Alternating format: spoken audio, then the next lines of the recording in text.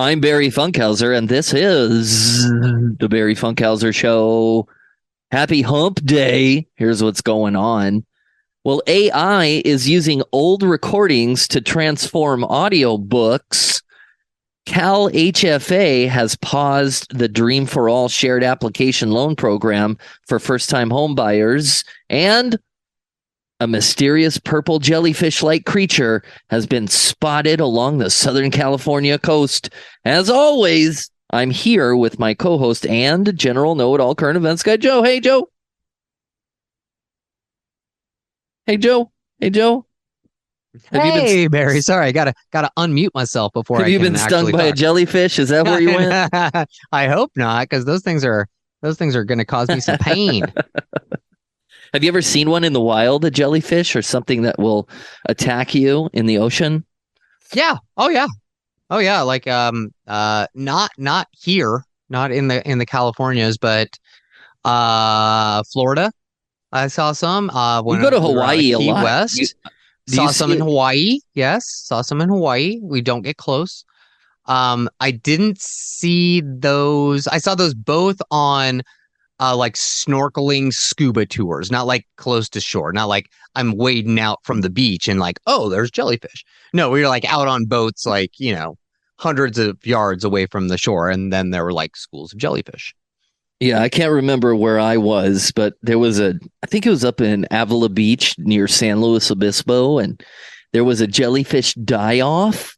So they Oh, closed off the beach, no swimming, and the entire shore was filled with translucent jellyfish dying dead on the shore. That was very interesting. Very yeah, but interesting you to can't see. you can't touch them or pick them up. You'll get stung still, even if they're dead.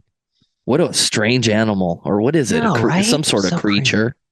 It's so crazy. I think, well, they're jellyfish. I don't know if they're actually fish. They're Um, the real aliens, Joe. they are the real aliens? No, I thought that was octopus. You're probably right on that too. Oh man, what's that fear of the deep sea? What's that called? There's something called Fear of the deep sea? yeah. There's an extreme fear of Fear dark of the water. deep ocean. Yeah, Oh it's man, these got a good phobia name. names are okay. That Thalassophobia. thalassophobia. Yeah, dude. Man, I think we all have that. Do you? Thalassophobia? Yeah, when you're floating above the ocean and you look down and it's just black, dark. You can't see the bottom. No, I think it's cool. I don't have that Oh, fear at all. Like we went to this spot on our honeymoon. I paid out the nose and we went to Bora Bora because I'd always wanted to go to the South Pacific.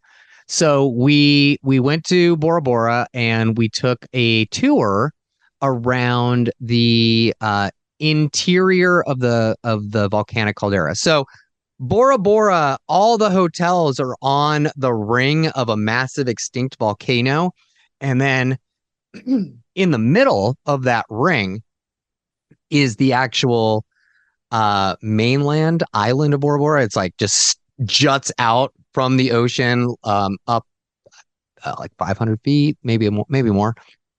Um, and part of that caldera on what is it, the north side of the community? Yeah, I think it's the north side.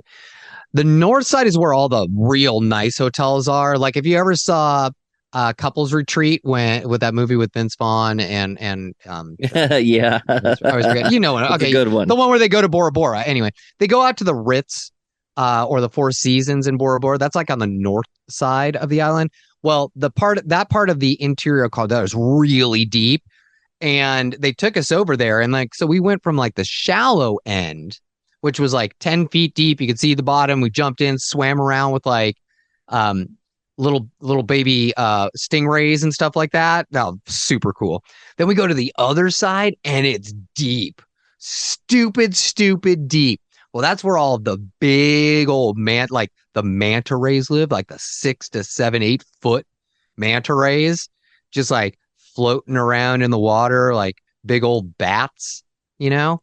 Um, so you look down and yeah, it's like it's dark and deep, but then you see these like ghostly creatures like swimming around down there. It was awesome. So no, no, thanks, I don't have man. Yeah, it's all for you. thalassophobia or whatever. You can have it. I'll I'll see it take it. I'll take online. it all day long. Sheesh. All right, let's get into the news today. AI is using old recordings to transform audiobooks. Get ready to be creeped out, Joe. Listen. Tonight, the next frontier for AI audiobook narration. Be the sound of the world with DeepSen AI. Meaning celebrities can now offer their voice services from beyond the grave.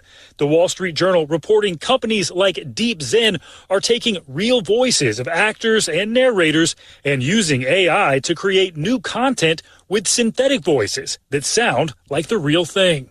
I'm not trying to replace your father. Among DeepZen's offerings, actor Edward Herrmann from shows like The Gilmore Girls. I think we're both up to the challenge. Shall we? Here, Edward is narrating an audiobook on Thomas Jefferson. Disorder, which Jefferson hated, threatened harmony, which he loved. And here is Edward's synthetic voice, created by DeepZen, narrating that same audiobook. Disorder, which Jefferson hated, threatened harmony, which he loved. That's despite the prolific actor's death in 2014. DeepZen was able to use old recordings of his voice with the permission from his family to voice more books like this. Captain Hidalgo swiveled in his chair. What if we license his voice and bring his voice back to life and use it for different projects, starting with like audiobooks, dubbing, and kind of like bring his legacy back to life. It's an advancement that professional narrator Tanya Eby says is already having an impact. I'm angry. I think, honestly, it's a real threat. 5 years ago, it was a thing of the future. And then the future suddenly happened within like the last 6 months. And it's been really crazy. My work is down about 50%. And I've been in the business for 20 years. Just this year, Apple launched Apple Books Digital Narration, saying Apple Books Digital Narration makes the creation of audiobooks more accessible to all. There was something achingly familiar about her. Some narrators making the case that it's just not the same. I've tried listening to AI. I am trying to be open to technology and like go with it. And what happens is for the first few minutes, it sounds right. And then you notice that your mind starts drifting. So whatever that magical quality of storytelling with a human telling a story to another human is lost with computers. But the tech is improving so much, so quickly. The technology uses previous recordings of the voice actor to guess how that person would speak. In fact, this sentence was not recorded by me, but an AI engine trained on my voice. And it's so easy to produce. We used a site that allowed us to upload only about a minute of my voice reading a previous story, paste in the script that we wrote, generate the audio, and you have my AI recording in just a few minutes. AI is going to play a key role, expanding the content, making it available to the masses if it is used in the right way. All right, Stephen Romo joins Top Story in studio tonight. And Dude, I mean, come on with that. Isn't that amazing and also freaking scary? Super duper scary. Are you okay with it? I mean, you always shock me with your responses to this. I think you're probably okay with it. Bringing dead people back to life to read you a story. I mean, I know that his family owns his, voice and likeness and stuff, and they can do whatever they want. Once a person's dead, can't we just let him go? It's like, I don't want to, be in the future where it's like, you could have your audiobook read by whatever celebrity in the past you want, and then we get like, John Wayne audiobooks, and we get, I don't know, Stephen Hawking audiobooks. That one would be easy to do. I don't. It's not Joe. so much. It's happening already. Right. It's not so much that it's going to put a bunch of people out of work, because that's going to happen regardless. I mean, if it was AI voice or a robot voice or something, most companies are going to choose the cheaper option. even if it's not the best option. And AI is probably never, ever going to be the best option for people, in my opinion. It's not so much about that. It's about how just with AI art, how many voices are now going to be stolen and used without permission. That's the thing that's going to really most of them, probably. Most of them, your voice, my voice, we're not going to get paid not for that. us. We're not famous. We might. We're talking about. We might. I mean, we might not be famous yet. We might be famous in the future. Or we might just be good and we might sound authentic. And someone might be like, oh, I need a voice. Oh, hey, that's a good voice. I like that voice that I heard on the radio. I'll just clone it. And I'll just use that. It sounds authentic. I don't need an recognizable actor voice or voice actor voice. I just need someone that sounds real. That's going to happen. And that's going to suck. But I don't need, I love this actor. I loved Gilmore Girls. I still love Gilmore Girls. And this actor, he's fantastic and had a great voice. I loved all of his documentaries. The president's documentaries that he did were fantastic. But can't we just let it go? And then, the one voice actress did say is, you do get it, the uncanny valley effect. You can tell, especially someone like you and I, who are kind of trained to listen to presentations. We understand inflection. We listen for that, just sometimes unintentionally. You and I can tell right now, after listening for 30 seconds to a minute, if a voice is AI or not. We can tell. We know these things. Yeah. I think that woman, same thing. She's been trained for years and years and years, can kind of tell. Other people, it might take them a little longer, but yeah, you'll get into that uncanny valley where it's like it's a little off, and it's a little that being off a little bit with the either inflection or cadence that works on your mind in the background. And your mind's like, this isn't right. Something's wrong here. Like, what? Why is it wrong? I can't figure out why it's wrong, but it's not. This isn't right. I don't like that feeling. I don't think a lot of people like that uncanny valley feeling.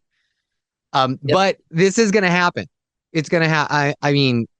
I don't personally like it, but I can see how other people are going to be, oh yeah, it's going to be great. I can listen to, I can have Elvis read my audiobook for me. I don't want that. No, that's just me. I don't want that. Yeah, that would be pretty boring too, Elvis. And it'd be hard to understand. I guess some people are like that.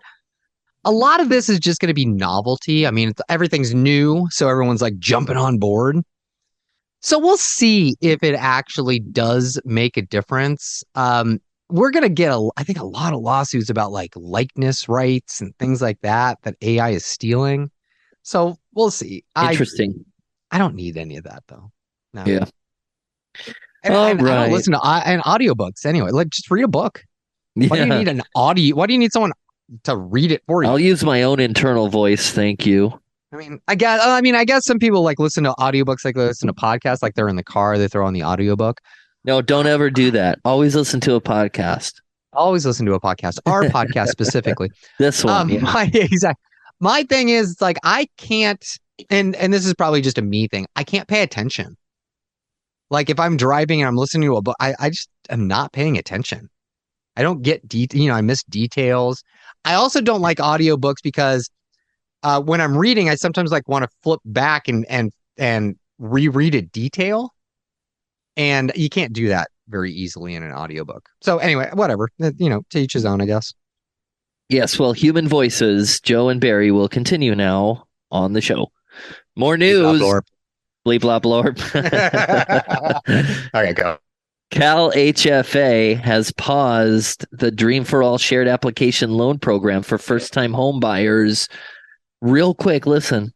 Open houses are always a frenzy in Southern California, especially when the properties are targeting first-time home buyers. We're really new to this, so we're just kind of exploring what's out there. Which is why California's Dream for All program was such a boost, as the state was ready to pay your 20% down payment in exchange for 20% equity in your home. Definitely interested me. And it interested many in the Golden State. The program launched on March 27th, and 11 days later, it was out of funds. My team personally pre-approved about 20 families for this program. Larry Davis is a mortgage lender with Prime Lending. He says although he had clients pre-approved before the program launched, in order to get the funding from the state, a homeowner had to have an offer accepted on a home. Probably a lot of people that were already in escrow on a property and using one of the other CalHFA first-time homebuyer programs. So when Dream rolled out, they were able to just flip over to that program. None of his clients made the deadline. There's low inventory, so it's still challenging an offer accepted. So they just didn't get it done in time. CalHFA, which runs the program, says money was divvied out on a first-come, first-served basis. And in that short amount of time, they promised the $300 million to 2,300 families in 54 counties. The program was originally proposed last year by San Diego Senator Tony Atkins with an original budget of $1 billion for the first year. It was approved at $500 million, but cut back again in January. We knew it would go quickly because home prices are so expensive in California. Senator Atkins released a statement saying in part, while we are off to a strong start, we can't truly make a difference in opening the doors to building generational wealth for Californians without sustained funding for the program. She went on to say that she plans to push to get the other $200 million already appropriated out the door to CalHFA, something that can't come soon enough for those still searching for the American dream. The state tells me here in LA County there were 242 homeowners who made the deadline for the Dream program. But remember, more money has been promised. So lenders say if you're a first-time home buyer, get your ducks in a row so that you're ready to roll when those funds become available. Joy. Okay, well, listen, here's the thing about that. I can't wait for the story to come out in a couple of weeks or months of about all of the corruption behind this. All the fraud, yeah. Everybody who, I mean, of the 242 people in Los Angeles County, how many of them are realtors? I bet you a lot that just bought a second house with this. Oh, I don't know about no, because it's a first or one of their family members. Hey, kid, I'm going to get you a house because I'm really good at realty. Either way, it doesn't matter because it's like it's oh wow, it's like someone saying, "I need $100 so I can build a fence," and the government saying, "You know what? I applaud your decision to want to build a fence, and we want to help. Here is one slat for your fence. Here's $1 for your fence. You asked for 100. Here's $1. It's not going to matter. It's a drop in the bucket. It is like a Band-Aid on a gaping sword wound. Nothing is going to change as far as real estate availability and accessibility in our state unless we absolutely start building like madmen in our state. We need to cut some regulations. We need to get construction going because 2,300 families out of millions of families is nothing in California. We have such a problem here. This kind of program is great on the surface, but this does nothing to help. This does nothing to help average Californians looking to buy a house. Not at all. I think it's funny. 11 days is how long it took to run out of money. Yeah, please.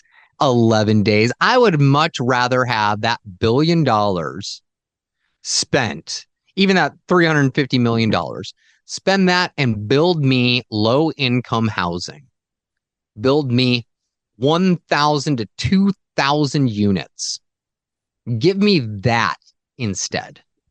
I don't want 20% down, so I give the government 20% equity in a house.